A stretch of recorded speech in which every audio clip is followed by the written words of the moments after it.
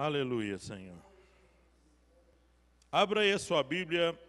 Eu vou começar a partir desse domingo. Eu não vou terminar essa mensagem hoje, mas eu vou falando sobre ela à medida que a oportunidade for me dada. Eu quero que você leia comigo João 3,16. Eu sei que muitos conhecem de cor, mas outros não conhecem. João 3,16 e depois Hebreus capítulo 2, versículo 3. João 3,16 e Hebreus 2, 3.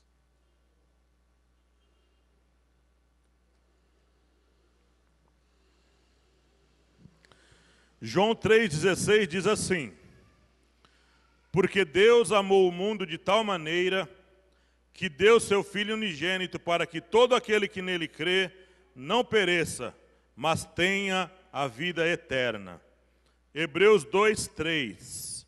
Hebreus capítulo 2, versículo 3. Como escaparemos nós se não atentarmos para uma tão grande salvação, a qual, começando a ser anunciada pelo Senhor, foi-nos depois confirmada pelos que a ouviram? Que Deus possa usar a minha vida nessa noite e que a gente possa compreender aquilo que Deus quer falar. A salvação, irmãos, a história do plano da salvação. Esse é o tema da minha mensagem. A história de uma tão grande salvação. Para a gente entender a história da salvação, a gente vai ter que voltar muito tempo na história. Nós vamos ter que entender coisas que aconteceram antes que o mundo existisse. O plano da salvação foi traçado e concretizado na mente de Deus antes que tudo existisse. Deus já estabeleceu um plano. A queda de Adão e Eva não significou surpresa para Deus. Deus não foi pego de surpresa, tanto com a queda de Satanás, como com a queda de Adão e Eva. Nós precisamos voltar no tempo, muitos anos, séculos e séculos, milênios, antes do tempo contar, antes do chamado Cronos, que é o tempo dos homens. Precisamos ir para o Kairos, que é o tempo de Deus. Precisamos voltar lá para a eternidade. E por isso nós vamos ter que ler alguns textos. Curtos, mas teremos que ler.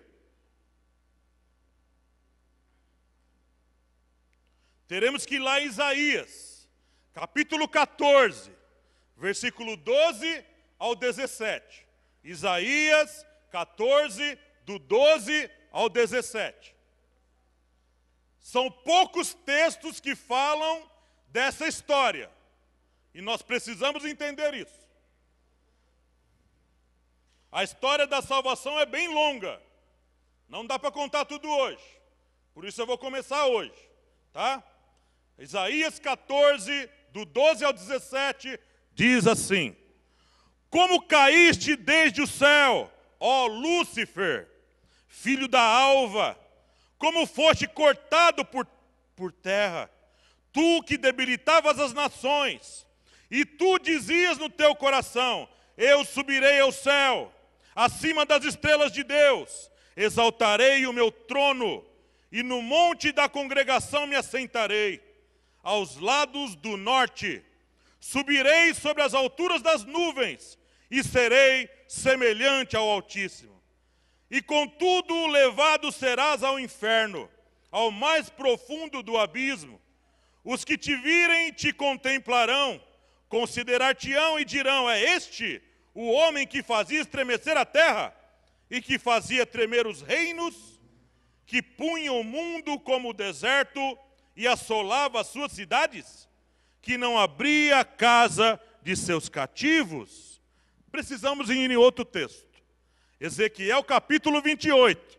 Ezequiel 28, do 12 ao 17 também. Ezequiel 28, do 12 ao 17. diz assim: Filho do homem, levanta uma lamentação sobre o rei de Tiro, e dize-lhe: assim diz o Senhor Deus, tu eras o selo da medida, cheio de sabedoria e perfeito em formosura. Estiveste no Éden, jardim de Deus, de toda a pedra preciosa era a tua cobertura, sardônia, topázio, diamante, turquesa, ônix, jaspe, safira, carbúnculo, esmeralda e ouro. Em ti se faziam os teus tambores e os teus pífaros. No dia em que foste criado, foram preparados. Tu eras o querubim ungido para proteger, e te estabeleci. No monte santo de Deus estavas, no meio das pedras afogueadas andavas. Perfeito eras nos seus caminhos, desde o dia em que foste criado, até que se achou iniquidade em ti. Na multiplicação do teu comércio, encheram o teu interior de violência, e pecaste. Por isso te lancei, profanado, do monte de Deus, e te fiz perecer, ó querubim cobridor, protetor, do meio das pedras afogueadas. Elevou-se o teu coração, por causa da tua formosura, corrompeste a tua sabedoria, por causa do teu resplendor. Por terra te lancei, diante dos reis te pus, para que olhem para ti, pela multidão das tuas iniquidades, pela injustiça do teu comércio, profanaste os teus santuários. Eu, pois, fiz sair do meio de ti um fogo, que te consumiu, e te tornei em cinza sobre a terra, aos olhos de todos que te veem. E, finalmente, abram lá em Apocalipse, capítulo 12, Apocalipse, capítulo 12, verso 3, 4, 7, 8 e 9. Apocalipse 12, verso 3, 4, 7, 8 e 9. Diz assim: E viu-se outro sinal no céu, e eis que era um grande dragão vermelho, que tinha 7 cabeças e 10 chifres, e sobre as suas cabeças 7 diademas, e a sua cauda levou após si a terça parte das estrelas do céu, e lançou-as sobre a terra, e o dragão parou diante da mulher que havia de dar à luz, para que, dando ela à luz, lhe tragasse o filho. Verso 7. E houve batalha no céu. Miguel e os seus anjos batalhavam contra o dragão, e batalhavam o dragão e os seus anjos, mas não prevaleceram, nem mais o seu lugar se achou nos céus.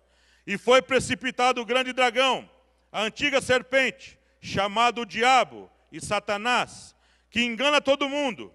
Ele foi precipitado na terra, e os seus anjos foram lançados com ele. Era uma vez lá na eternidade, irmãos, um reino lindo e maravilhoso e glorioso, onde habitavam Deus, o Pai, o Filho, Jesus, e o Espírito Santo. Os anjos foram criados. Eles não são eternos como Deus, o Pai, o Filho e o Espírito são eternos. Nós passamos a ser eternos, como os anjos, porque todos fomos criados. O Pai, o Filho e o Espírito sempre existiram. Por isso são eternos. Sempre existiram e nunca deixarão de existir. Por isso eles são eternos, no sentido completo da palavra eterno. Só o Pai, o Filho e o Espírito são eternos. Nós fomos criados e passamos a ser eternos. E a eternidade é um dom dado por Deus, sem arrependimento. Jamais seremos desfeitos, ainda que possamos ser condenados no lago de fogo. Existiremos lá, não deixaremos de existir lá. Então um dia, tudo estava perfeito, mas Deus não podia fazer criaturas que lhe obedecessem por força. Deus não queria criaturas que o amassem por força e obrigação. Tem que ser voluntário, irmãos. Tem que ser voluntário o amor a Deus. Deus não quer criaturas obedecendo Ele, seguindo Ele, porque estão sendo forçados, ameaçados de morrer. E tudo andava bem. E como os anjos foram criados em nós nessa semelhança de poder tomar decisões, a gente lê pela história que está escrito nesses textos. Até que se achou iniquidade em ti. Quem era este aqui? O líder da rebelião. Lúcifer. Era Lúcifer o nome dele. Aquele que porta a luz gloriosa. Todos esses anjos tinham corpos glorificados. Todos os anjos possuem um corpo glorificado, irmãos. São perfeitos em poder, cumprindo as ordens de Deus. E agora, trabalhando em prol da igreja dele. Um dia, na eternidade, contando na nossa limitada mente, um dia na eternidade, surgiu nele o desejo de fazer algo, de montar o trono acima do trono de Deus e ser semelhante ao Altíssimo. Isso era possível? Não era possível, irmão. Isso não era possível, não é possível isso. Nós vamos morar na eternidade um dia, vamos estar com o nosso corpo glorificado, mas nunca seremos semelhantes a Deus. Nunca seremos Deus como Deus é. Nunca alcançaremos a sabedoria de Deus. Nunca seremos, irmãos, onipotente, onipresente, onisciente como Deus é. Esse Deus que eu estou falando, que todos nós falamos, é grandiosíssimo, irmãos. Esse Deus é uma coisa que, homem como eu, tão pequeno e limitado, eu estou usando palavras aqui que são pífias, pobres, diante desse Deus que eu estou falando. Até que se achou iniquidade em ti.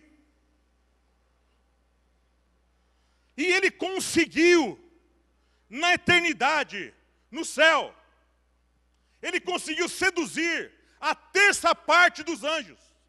30% das miríades celestes foram seduzidas pela lábia de Lúcifer. Ele é muito bom de papo. Ele conseguiu seduzir anjos perfeitos em poder, mas que semelhantes a ele tinham capacidade de tomar decisões. Deus não podia criar criaturas que não tivessem a capacidade de escolher. Essas criaturas precisam desenvolver capacidade de escolher.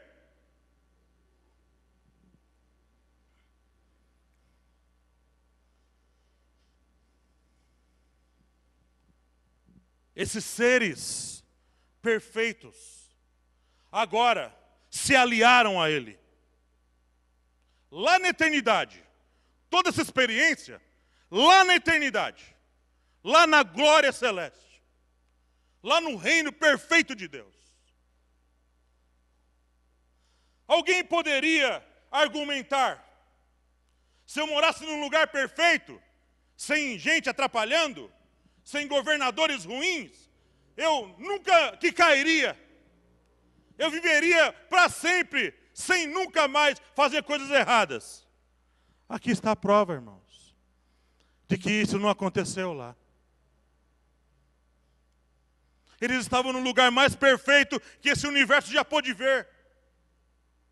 E escolheram o mal. A rebelião, irmãos, que a Bíblia fala que é pior que o pecado e feitiçaria, é decidir não aceitar aquele governo, é decidir não se sujeitar a um governo. Isso é rebelar-se contra alguém. É não aceitar mais que aquele soberano reine sobre você. Então eles escolheram não querer mais Deus. Os anjos e Lúcifer escolheram não querer mais serem governados por Deus.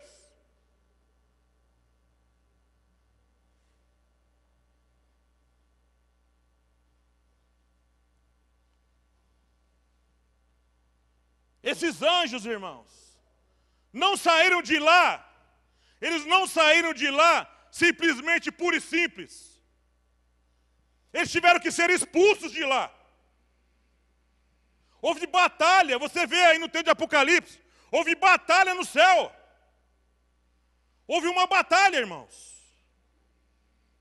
Tiveram que expulsar esse povo de lá na base da guerra. Você vai falar, o que tem a ver tudo isso com o plano da salvação? Tem tudo a ver. Tudo a ver o negócio. Você vai ver onde nós vamos chegar.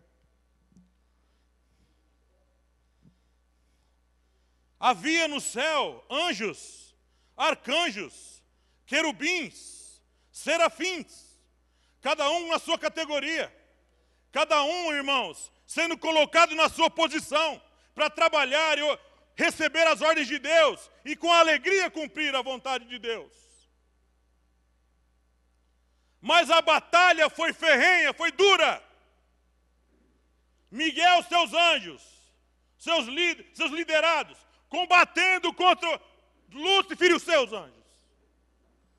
Como 70% não caiu, eles perderam e foram expulsos de lá. Mas a Bíblia nos diz, nos informa, que existe um grupo de anjos que quando caiu, eles foram presos. Eles estão presos. Estão reservados e preparados para um dia que Deus estabeleceu. E diz que esses anjos são piores do que esses que estão por aí. Serão lançados aqui na terra para atormentar aqueles que vão ter a marca 666. E vão atormentar esses homens por um bom tempo.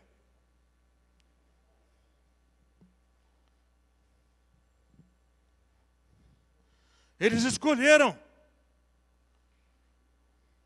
E tem mais uma coisa.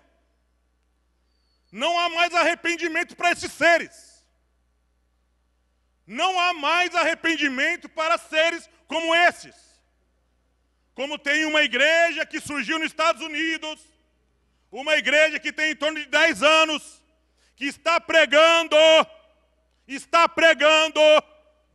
que um dia os demônios serão restaurados à sua posição original. Eles se arrependerão. Isso é heresia, irmãos. Não tem mais salvação nem para o diabo e nem para os seus demônios. Já estão julgados.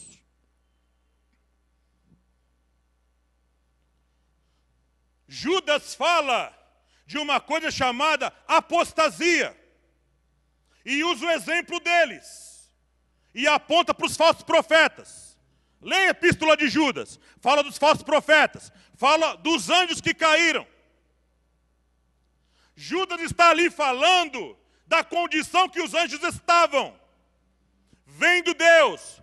Vendo tudo. Vendo como Deus é. Como Deus é poderoso. E escolheram o lado errado das coisas. Por isso não há arrependimento para eles, como não haverá arrependimento para aquele que se apostatar da fé. Muito bem. Porque o diabo não tem perdão, irmãos.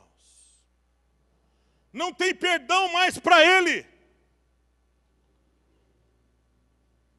Não há mais condição dele se tornar o que ele era. O perdão é estendido para aqueles que se arrependem. Não há mais lugar de arrependimento no coração dele. Ele não deseja mais essas coisas.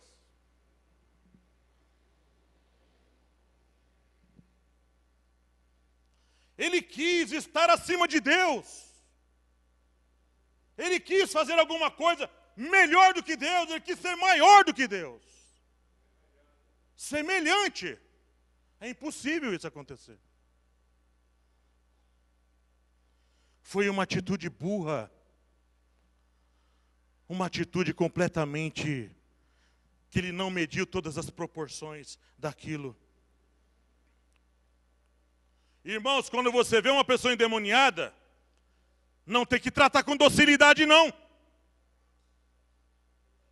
Não pode haver docilidade diante de uma pessoa endemoniada. Tem um demônio ali que está pronto para te matar, irmão. Que quer matar.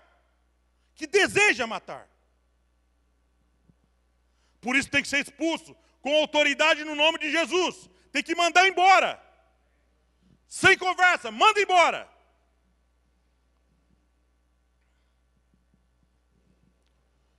O diabo tem uma condenação que agora é irreversível. É irreversível a sua condição. Não tem mais como ele voltar. Alguém perguntaria, eu pensei nisso, como é a aparência do diabo hoje? Como seria a aparência dos demônios hoje? Depois da queda? A Idade Média colocou muito misticismo na cabeça dos homens. A Idade Média, conhecida como Idade das Trevas, colocou certos misticismos na cabeça dos homens. Que isso que passou a campear na cabeça de muitas pessoas. Que o diabo é um ser vermelho, com um rabo pontudo e chifres. Ou que os demônios estão desfigurados, parecendo monstros, que braços rasgados, cheios de bolhas ou pontas. Não há nenhuma descrição na Bíblia de que esses seres possam ser dessa forma. Mas a Bíblia fala que ele pode se transfigurar em anjo de luz. Ele tem poder para enganar.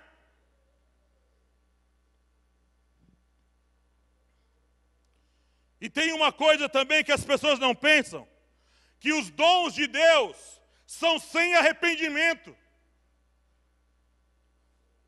Aquilo que Deus deu para ele, Deus não tirou. Muitas pessoas que vêm para a igreja, se convertem, recebem dons da parte de Deus, saem da igreja, Deus muitas vezes não tira deles. Vide Whitney Houston, aprendeu a cantar na igreja. Vide muitos cantores de rock, aprenderam a cantar na igreja. Vide muitas pessoas que cantam, que falam, que pregam, outras doutrinas, aprenderam na igreja. Deus não tirou deles. Romanos 11:29 diz isso. Porque os dons e a vocação de Deus são sem arrependimento. Deus está dado. E agora o que o diabo faz? Ele usa da sua capacidade, do seu poder de enganar, de ludibriar, para enganar as pessoas. As pessoas se impressionam com mágicas. As pessoas se impressionam com ilusionismo. As pessoas se impressionam quando alguém fala coisas da sua vida sem nem te conhecer. As pessoas se impressionam com essas coisas. Gente que voa se impressionam com essas artes mágicas que o diabo tem poder de dar para elas. Poder de levitação, poder de falar, até pregar em púlpitos de igreja, como o diabo tem feito agora, colocando satanistas nas igrejas para pregar, e fala que são evangelistas, apóstolos e pastores, e não são muitas vezes. São satanistas infiltrados, porque o diabo conhece a palavra. Ele conhece a palavra.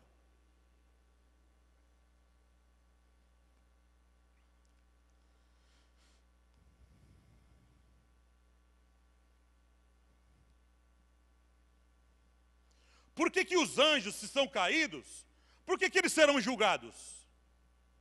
1 Coríntios 6, 3 e 4 diz que a igreja vai julgar o mundo e os anjos. A igreja vai julgar eles. Por que anjo tem que ser julgado? Porque foram induzidos a pecar. Os únicos que não passarão pelo juízo final é o diabo, a primeira e a segunda besta. Esses vão ser lançados direto para o lago de fogo. Mas o diabo está julgado. Mas os demônios serão julgados. Receberão um justo julgamento. Mesmo pelos seus erros que fizeram na eternidade.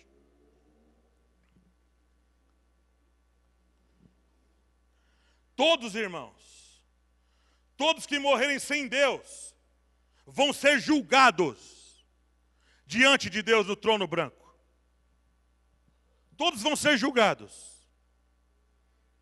Mas não é para absolvição, como os demônios. Já estão condenados. Só vão receber um justo julgamento da parte de Deus.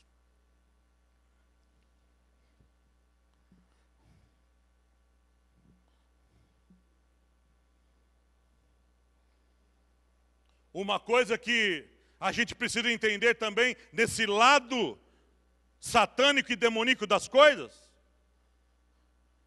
é que os demônios, e tanto o diabo também, não são autônomos.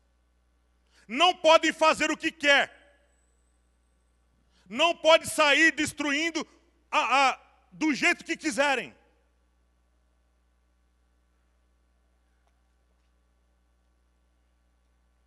Não pode sair entrando no corpo das pessoas. Porque tudo é propriedade de Deus. Os perdidos e os salvos. E todo mundo, e todo o universo é propriedade de Deus.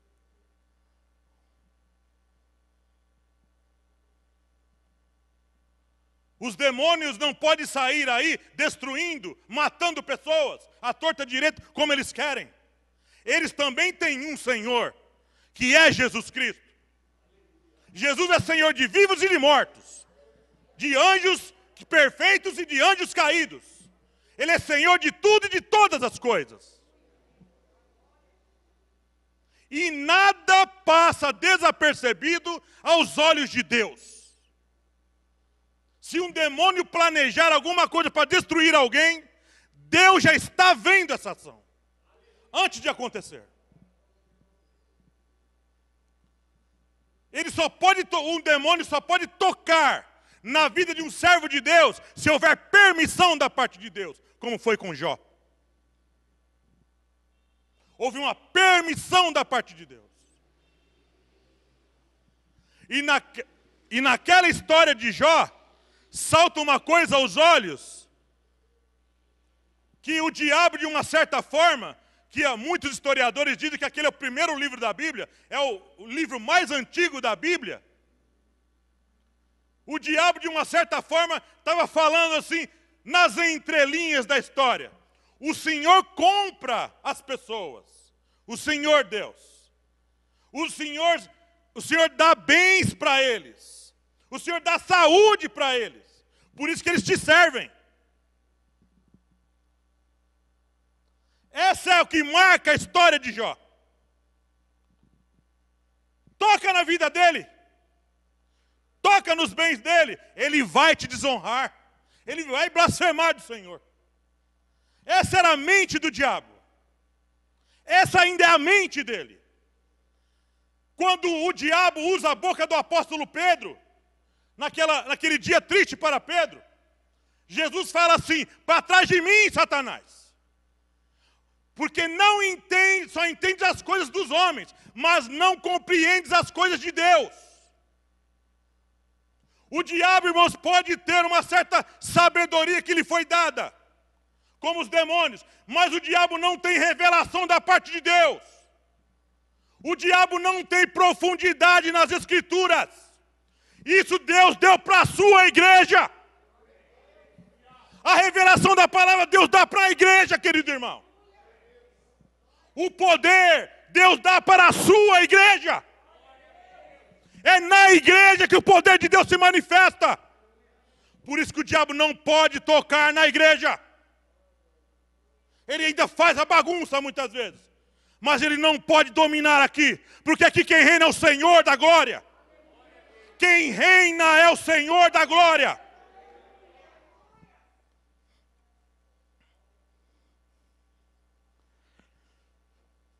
Eles têm uma grande sabedoria mesmo. Olha as coisas do mundo, irmãos. Olha as músicas do mundo. Olha os filmes que se fazem. Todas as coisas que a gente vê nesse mundo, irmãos. Muitas coisas o diabo dá para as pessoas. Poder e dinheiro. Aquelas 3 tentações de Jesus, não era mentira aquilo. Ele faz aquilo mesmo. Gente, irmãos, que pede para ele. Eu quero dinheiro. Eu quero poder. Eu quero mulher. Eu quero sexo à vontade. Pessoas que se consagram para ele.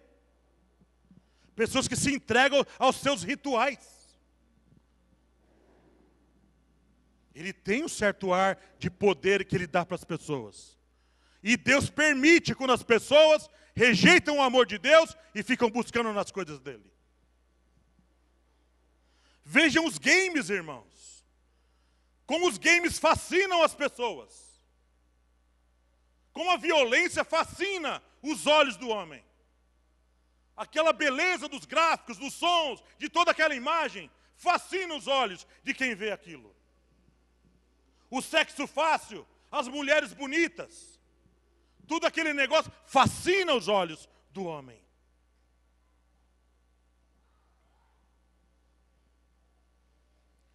Ele tem poder de cegar os entendimentos. O que é isso, irmãos? Cegar os entendimentos. Está no plural o texto. Não deixar as pessoas compreender o que está sendo pregado. Aquele poder de roubar a mensagem do coração, da alma, do entendimento de um ser humano. Esse poder de tirar das pessoas o conteúdo precioso para que eles entendam, compreendam, aceitem e se convertam. Aí você fala assim, tem todo esse poder em Deus nessa história. Deus, irmãos, está trabalhando em coisas que o diabo não faz. Deus, irmãos, ele está em muito mais vantagem que o diabo nessa história. Porque o diabo não é onipresente. Ele não pode estar em todos os lugares ao mesmo tempo. Deus pode. O diabo não tem poder de saber o que as pessoas pensam. Ele não tem onisciência. Deus pode. Deus pode convencer mudos. Mudo não fala. Deus pode convencer loucos. Deus pode convencer surdos. Tem até o nosso irmão aqui, que a gente sempre leva a ceia para ele, o irmão Manassés, o irmão velhinho. O irmão Manassés, ele conta uma história, sempre que eu vou lá levar a ceia para ele, uma história maravilhosa, irmãos. Que ele, quando a esposa dele estava viva, e ele foi na feira, e a esposa deu dinheirinho para ele, compra isso, isso e isso, e me traz o troco. O irmão Manassés comprou as coisas que foram pedidas. Mas o inimigo fica soprando, irmãos. Fica soprando, faz isso, faz aquilo. Ele foi comprar uma broa de milho. Uma coisa barata, irmãos. Mas não era para comprar. Ele foi e comprou a broa. Quando ele chegou em casa, cadê o troco, homem? Eu preciso do dinheiro. Eu comprei uma broa de milho. Ele fala para mim que Deus reprovou ele. Porque ele não obedeceu a voz. E foi uma segunda vez, a mesma experiência. E lá vai ele com o dinheiro da esposa. Aí quando ele foi decidir comprar a broa de novo, ele tem um ouvido muito bom e um ouvido que ele não escuta nada, nada, nada, ele fala. E Deus falou com ele no ouvido surdo. Que ele olhou para o lado, ficou procurando. O que está falando comigo? Esse dinheiro não é seu. Esse dinheiro não é seu, leva para casa. Ela pediu. Falou no ouvido surdo. Deus, irmãos, está na frente do diabo, há léguas e léguas na frente. Trabalhando no homem, convencendo o homem. Usando o quê? Usando milagres, usando poder, usando gente, usando ímpio, usando todas as formas, para o homem entender que a salvação está em Deus, e que o homem tem que se afastar desses caminhos, irmãos.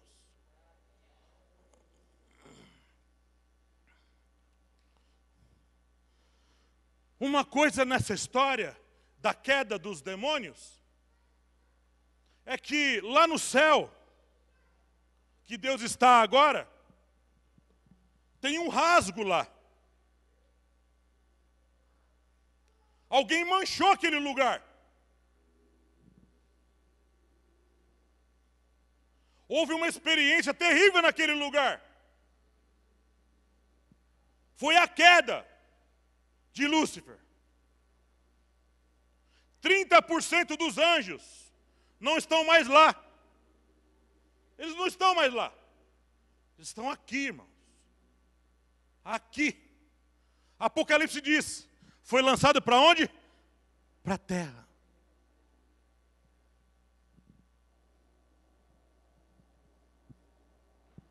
Deus, irmãos, com certeza não gostou nada dessa história.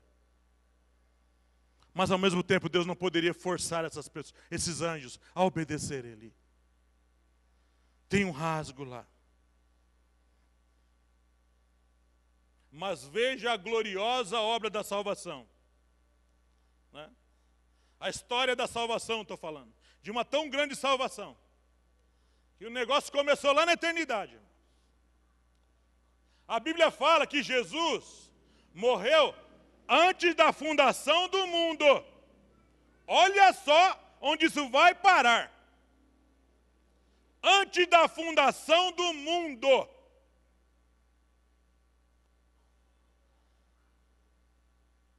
O céu e as coisas temporais, passageiras, esse mundo e todo esse universo.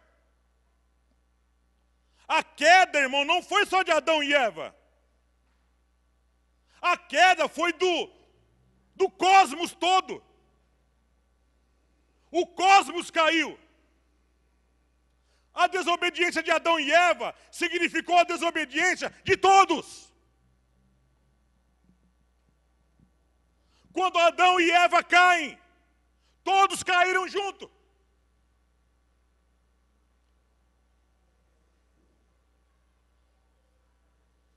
A mais longínqua estrela do universo morre. O mais longínquo planeta de universo que a gente nem conhece é desfeito. As coisas não são mais eternas, como Deus é. O homem agora, e toda a criação, está manchada. Manchada. Entrou uma coisa na vida do cosmos. Entrou a morte. Entrou o pecado. E entrou, sabe, a eternidade foi embora. O mundo, antes de que tudo acontecesse, esse mundo também precisava passar por uma expiação. O que é expiação? Reconciliar de novo tudo com Deus. Estava tudo sem reconciliação. Tudo se afastou por causa da queda. Então a obra de Jesus precisava ter alcance para esse mundo e para o mundo eterno.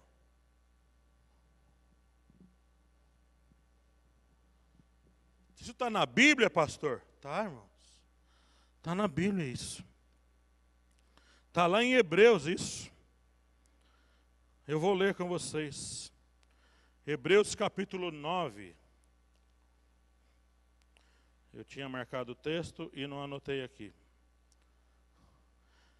Até mesmo as coisas celestiais com sacrifícios melhores do que esse.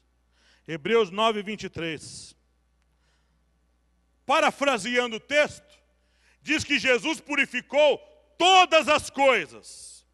até mesmo as coisas celestiais. A salvação, querido irmão, ela abrangeu o homem caído, toda a humanidade que viria, que existia, e também o mundo celestial.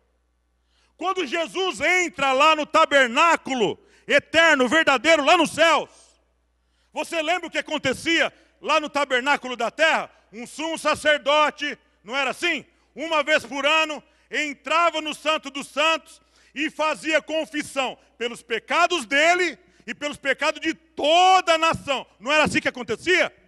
Mas todo ano ele entrava, todo ano ele entrava, todo ano ele entrava.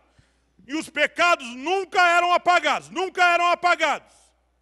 Então o que acontece? Quando Jesus morre na cruz, quando ele brada que a obra está consumada, e depois do terceiro dia ele ressuscita, ele entra onde agora?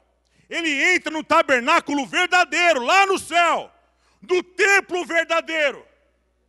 Quando ele entra no templo verdadeiro, irmãos, agora todos os pecados foram destruídos. Agora nós temos um acesso livre. Não temos mais que correr atrás de homens. Nós agora temos livre acesso a Deus. Agora nós podemos em qualquer lugar, no banheiro, entrar diante. O tabernáculo está aberto. Deus está acessível para todo homem na terra. Ô, irmãos queridos.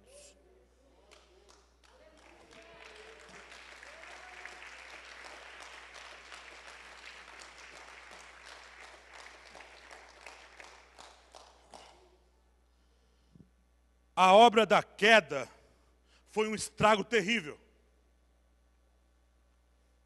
Abriu um estrago terrível na criação.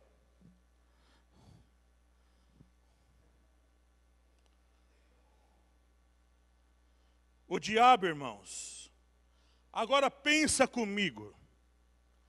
A gente vai chegar na outra mensagem, nós vamos abordar Adão e Eva. Um ser que não tem mais morada.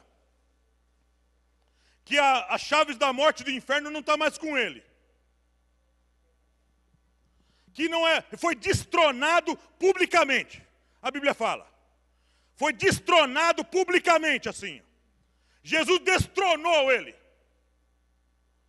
Triunfou em si mesmo, a Bíblia fala. Em si mesmo ele triunfou. O Filho de Deus sofreu muito na cruz, irmãos, é verdade. Jesus padeceu muito na cruz. Mas o Jesus ressuscitado é um Jesus que João viu e caiu por terra. Agora pensa comigo. Apocalipse 12:12 diz que o diabo foi lançado até você e tem grande fúria, grande ira. O que o diabo vai fazer agora, depois da queda dele, em toda a história do homem? Desde Adão e Eva até hoje. E Deus permitindo. Irmãos, ele vai fazer de tudo para destruir, roubar e matar. Já que não vai ser meu, já que eu estou condenado mesmo, já que o meu destino já está traçado e não tem arrependimento mais para mim, já que eu não vou mais receber nada, eu vou fazer de tudo para destruir. Só que, como eu falei, é debaixo de autoridade e debaixo da permissão de Deus. Ele não é autônomo. Não é à toa que João 10:10, Jesus fala, o ladrão, usando a metáfora do ladrão, vem para roubar, matar e destruir. Um ser como esse, irmãos, ele vai ser alimentado por o quê? Pela raiva, pelo desejo de vingança. Até que ele seja finalmente lançado no lago de fogo.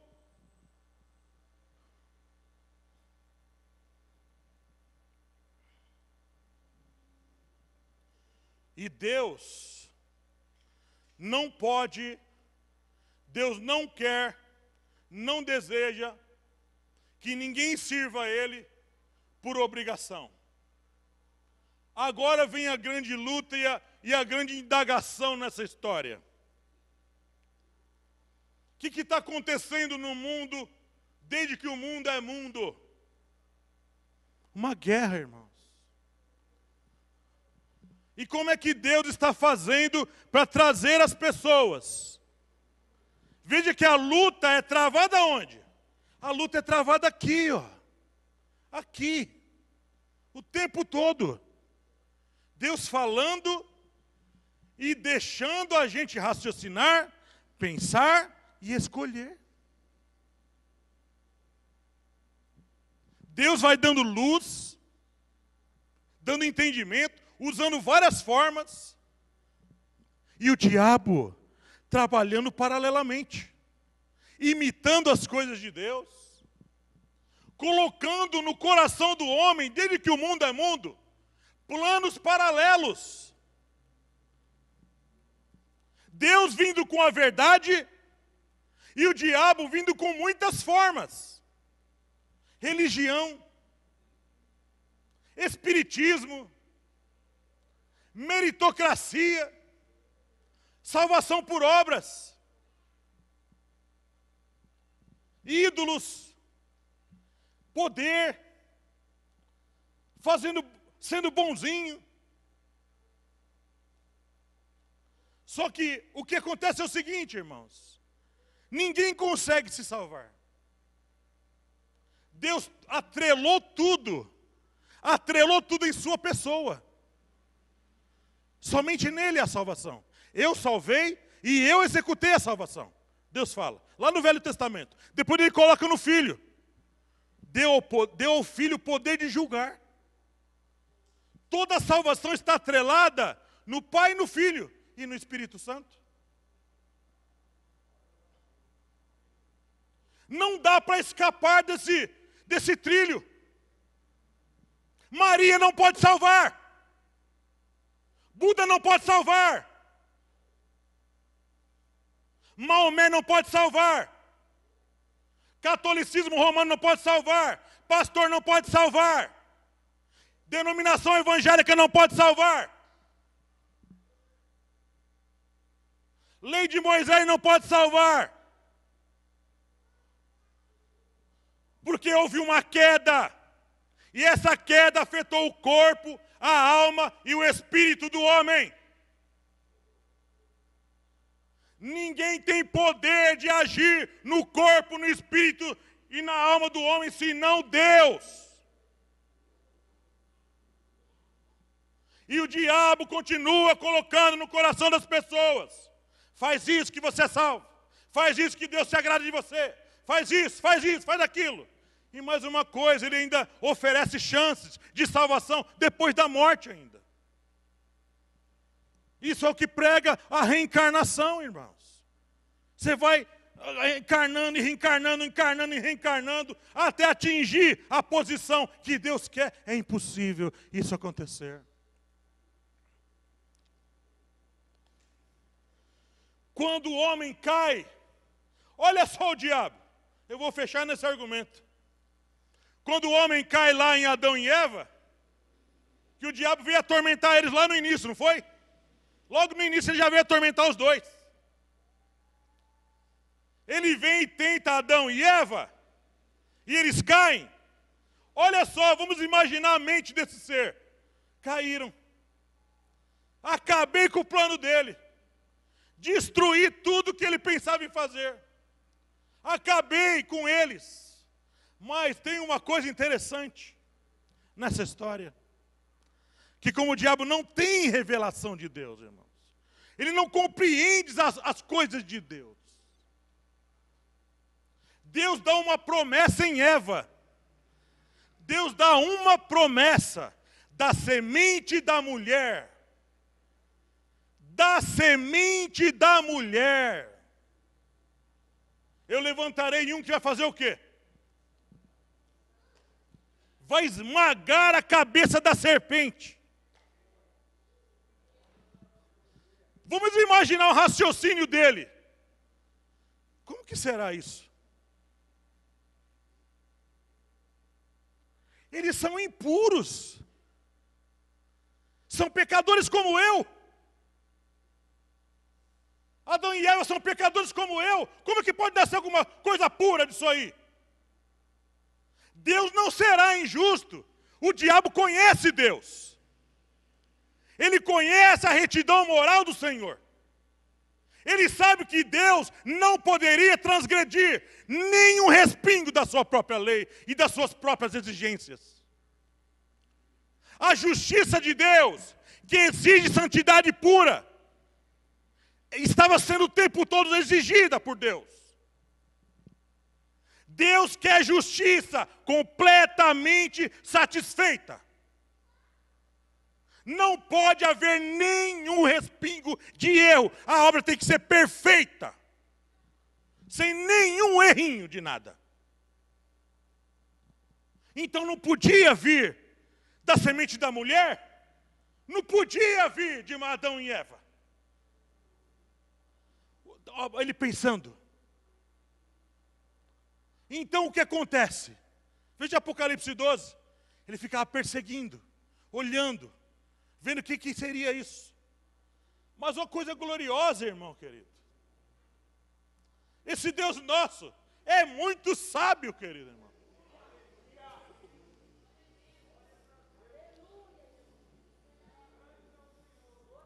Deus está léguas na frente do diabo, irmão, pensando o que fazer.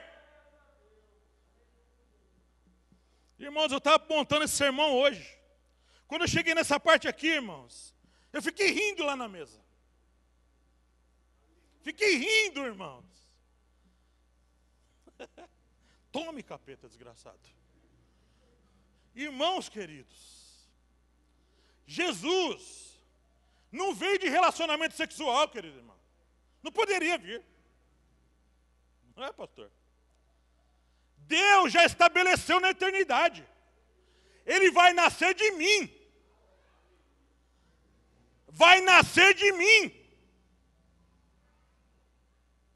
O Espírito Santo de Deus estava ali, ó, da semente da mulher. Da semente da mulher. Vai nascer um que vai esmagar a cabeça dele. O Espírito Santo entra em Maria, irmão querido. Oh, glória a Deus. Jesus é gerado perfeito. A semente é perfeita, irmão querido. Perfeitíssima. Jesus nasce perfeito, querido irmão. Jesus cresce perfeito, querido irmão. Oh, glória a Deus. Jesus cresce em estatura e sabedoria perfeito, querido irmão. Oh, glória, Senhor. Jesus cumpre toda a lei de Moisés. Está matado o seu objetivo aqui. A lei não veio para salvar ninguém. Veio para guiar o homem. Até que Jesus viesse, irmãos. Jesus, irmãos queridos. Oh, glória, Senhor. Obrigado, Senhor Jesus Cristo. Jesus, irmãos, ele sofre que sofre. Não abre a boca porque fazia parte do plano. Agradou a Deus moê-lo, está escrito em Isaías. Agradou a Deus moê-lo, porque ele, irmãos, ele vai ver o precioso fruto do seu trabalho e vai ficar feliz com isso. Jesus, irmãos queridos, ele vai lá para a cruz, morre sem pecar. Perfeito, cumprido o plano perfeito. Ao diabo lá na eternidade, Jesus vai lá nas partes mais baixas. Me dá a chave da morte e do inferno. Você não é rei de nada mais. Você aprisionou muitos na morte aí. Aqueles irmãos do passado que foram morrendo, crendo que o Messias ia vir, crendo que ele ia vir. Jesus toma cativo o cativeiro. Vamos, chegou a hora de você sair daí também. Oh, glória, irmãos. No terceiro dia, alguém poderia estar falando lá na vida. Jesus era rei, era salvador, mas morreu e continuou morto. A morte ele não venceu. Ao terceiro dia, no domingo, ele se levanta da sepultura, querido irmão. Ele fala: nem a morte pôde me segurar. Eu sou a vida, eu sou a ressurreição, eu sou o dono de tudo. Eu cumpri o que falei para Eva, da semente da mulher. Vai nascer o que vai pisar a cabeça dele. E ele ainda vai ser pisado. Isso ainda vai acontecer no futuro. O diabo ainda vai ver o que vai acontecer com ele.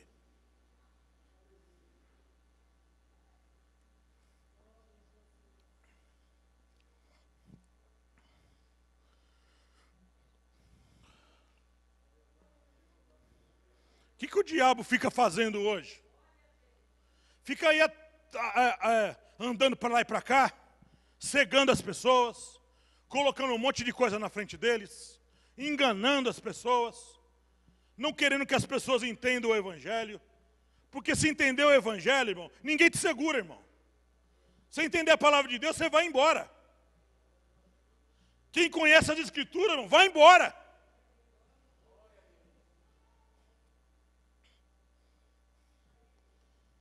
E como explicar então depois de Adão e Eva? Isso aí eu vou explicar numa próxima mensagem. Porque aconteceu muita coisa depois que eles caíram. Muita coisa. Isso não dá para falar hoje. É muito extensa a história. Vamos ficar por aqui e numa outra oportunidade nós contamos cenas dos próximos capítulos. Tá bom? Vamos ficar em pé e vamos orar, agradecer a Deus.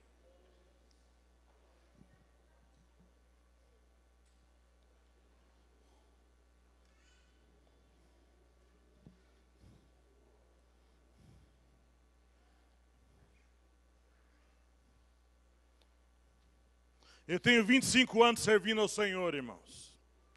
E vivi a minha vida toda longe da casa de Deus e longe dos caminhos de Deus. Quem levou Jesus para minha casa foi a minha amada esposa. E eu não gostei quando ela fez isso. Eu não gostei de Jesus ir para minha casa. Mas Jesus tinha um plano na minha vida. Esse cabeçudinho um dia vai servir Jesus. Né? Então, querido irmão, sabe, eu sou um homem que nasci no Remanso, Bahia, uma cidade pequena do Nordeste. Mas Deus chama coisas que não são e faz alguma coisa delas. Você pode não ser nada para ninguém, irmãos, mas para Deus você é vaso precioso e vaso escolhido. Vaso escolhido. E Deus vai fazer uma grande obra através de você e de mim também. Deus vai fazer uma grande obra ainda através de você, irmão. Não é cadeira de roda que vai te segurar, não. Deus vai usar você, mulher. Você, homem. Você, jovem. Deus vai te levantar com poder. É o que eu creio, irmão. É o que Deus faz. Louvado seja o teu nome, Senhor. Louvado seja o teu nome por tão grande salvação, Senhor, que nós não merecemos. E o melhor dessa história é de graça, Senhor. É de graça, pela graça. E nós te louvamos por isso. Pai, abre o nosso entendimento, meu Deus. Abre o meu entendimento para compreender mais da profundidade das suas Escrituras. Senhor, o Senhor é bom e o Senhor vai continuar sendo bom, Pai. O Senhor vai continuar a fazer obra gloriosa nesse lugar, Senhor. Nesse país. Pai, eu creio, vai se levantar nessa nação muitos homens prósperos, muitos homens cheios do poder do Espírito Santo. Vai se levantar nessa casa de Deus, nesse lugar, nesse bairro, muitos jovens cheios do poder de Deus, cheios da revelação do Espírito Santo, cheios da unção do Senhor. E milagres e sinais serão operados nesse lugar, nesse bairro. Oh glória! Louvamos o teu nome, Senhor, por tão grande salvação. E assim oramos em nome de Jesus. Amém.